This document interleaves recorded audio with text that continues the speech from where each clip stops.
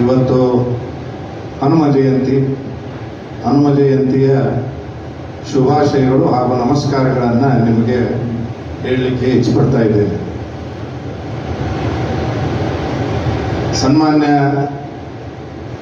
ಜನಪ್ರಿಯ ಪ್ರಧಾನಮಂತ್ರಿಗಳಾಗಿರುವಂತಹ ನರೇಂದ್ರ ಮೋದಿ ಅವರು ಚುನಾವಣಾ ಪ್ರಚಾರಾರ್ಥಕವಾಗಿ ಬೆಳಗಾವಿಗೆ ರವಿವಾರ 28ನೇ ತಾರೀಕು ಬರ್ತಾ ಇದ್ದಾರೆ. 11:00 ಅವರು ಬೆಳಗಾವಿಯಲ್ಲಿ ಲ್ಯಾಂಡ್ ಆಗಿ 12 ಗಂಟೆಗೆ ಕಾರ್ಯಕ್ರಮವನ್ನು ಉದ್ದೇಶಿಸಿ ಕಾರ್ಯಕರ್ತರನ್ನು ಉದ್ದೇಶಿಸಿ ಮಾತನಾಡುವರಿದ್ದಾರೆ. ಕಾರ್ಯಕ್ರಮ ಬೆಳಗಾವಿಯ ಯಡಿಯೂರಪ್ಪ ಮಾರ್ಗದ ಪಕ್ಕದಲ್ಲಿರುವ ಮಾಲಿನಿ ಸಿಟಿಯಲ್ಲಿ ಕಾರ್ಯಕ್ರಮದ ಆಯೋಜನೆಯನ್ನು ಮಾಡ್ತಾ ಇದ್ದೀವಿ. ಈ ಕಾರ್ಯಕ್ರಮದಲ್ಲಿ ವಿಶೇಷವಾಗಿ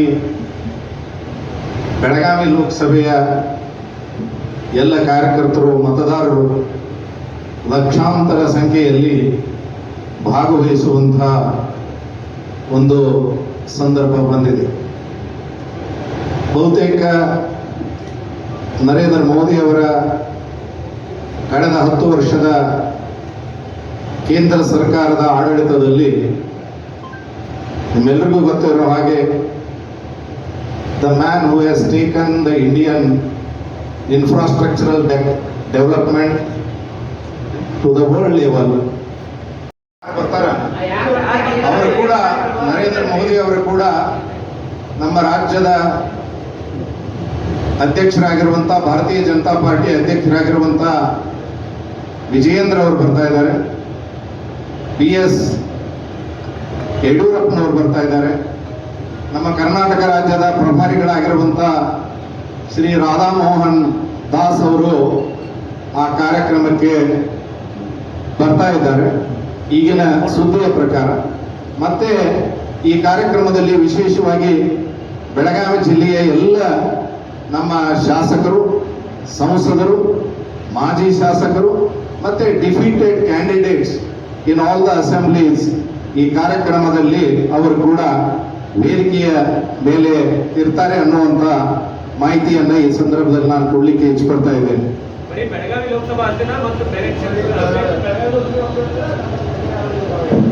ಎರಡೂ ಲೋಕಸಭಾ ಕ್ಷೇತ್ರದ ಕುರಿತು ಈ ಕಾರ್ಯಕ್ರಮ ನಡೆಯುತ್ತೆ.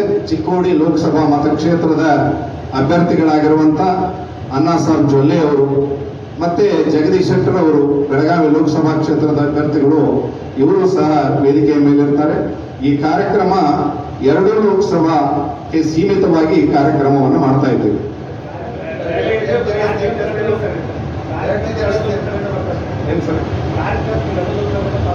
ಎರಡೂ ಲೋಕಸಭಾ ಮತಕ್ಷೇತ್ರದಿಂದ ಈ ಕಾರ್ಯಕ್ರಮಕ್ಕೆ ಲಕ್ಷಾಂತರ ಜನ ಭಾಗವಹಿಸ್ತಾ ಇದ್ದಾರೆ.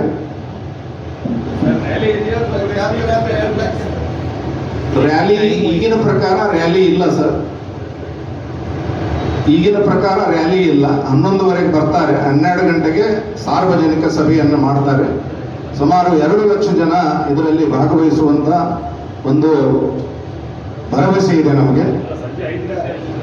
ಮುಂಚೆ ನಮಗೆ 5 ಗಂಟೆ ಅಂತ ಹೇಳಿದ್ರು, ಆದರೆ ಇವತ್ತಿನ ನಮಗೆ ಪಟ್ಟಿರುವಂತ ಮಾಹಿತಿಯ ಪ್ರಕಾರ ವೇಳೆಯಲ್ಲಿ ಬದಲಾವಣೆಯಾಗಿ ಅದು 11:30 ಗಂಟೆಗೆ is landing at Belgaum and 12 ವಾಜತಾ ಈ ಕಾರ್ಯಕ್ರಮ ಹುಡುಗಿ.